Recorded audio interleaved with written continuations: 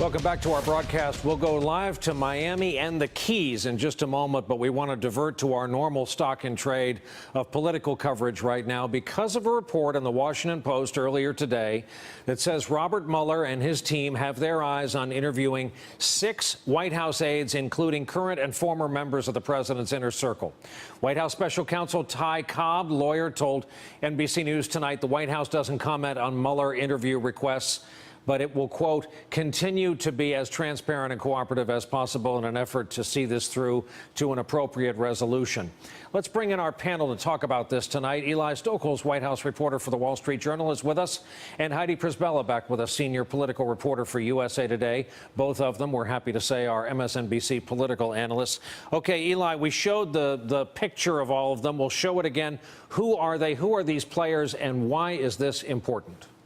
Well, I believe if you put the graphic on the screen, all the 6 are White House staffers or were at some point. And, you know, Hope Hicks up in the upper left, she is the one that I would focus on the most because, well, yes, Reince Priebus was chief of staff, and that's a technically higher position on the food chain. Sean Spicer was press secretary. Don McGahn is the White House counsel. Hope Hicks is by far the closest person to the president, sits right outside the Oval Office. She's always been the sort of conduit to Donald Trump for reporters, for other people trying to deal with him. When he wants to talk to somebody, she helps facilitate that. There is not a lot that goes on in the Oval Office that Hope Hicks is not aware of, and so I think that is the most interesting one. And also, she's someone who's never fallen out of favor with this president in all the time she's worked with him. Spicer, Priebus, others, at times, the president has chosen to sort of freeze them out and not let them in on things.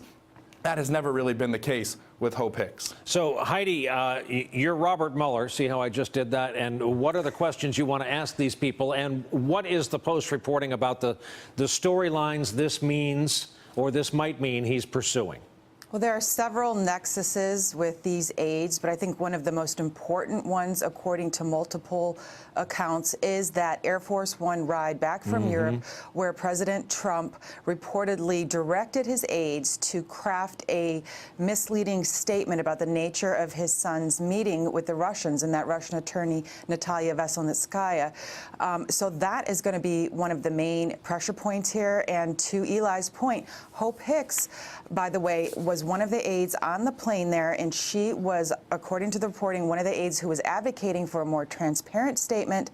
She was overruled. So there were other people that I think were also on the plane there, including Sean Spicer, who may be able to attest to that. And while it is not really illegal to lie to the media, that was a statement that was forced by the media, according to some ethics experts, when you get a multitude of aides who would attest to this effort to kind of mislead and what the calculation was going into it and what the intent was, that could potentially feed into an obstruction case. And Brian, I actually did go back and look at some of Mueller's previous investigations, and one of them was Enron. One of his biggest cases was Enron. And if you look at the way that was conducted, the first wave of charges were what?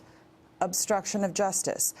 So we do know that this is one of the major arteries that they are pursuing, but there are many other things that these aides may have witnessed that he's going to want to question them on. For example, Don McGahn, the attorney, was the point man to Sally Yates, the former acting AG, who warned the White House that Michael Flynn was compromised, that Michael Flynn was lying to the vice president. He will want to know, did you relay that information to the president? What was the president's knowledge of that, and why wasn't Flynn fired? Eli, you're going to get the last word on our storm-shortened segment, and that is this must send a chill wind through the West Wing. Yeah, I think that wind has been felt for months inside the West Wing.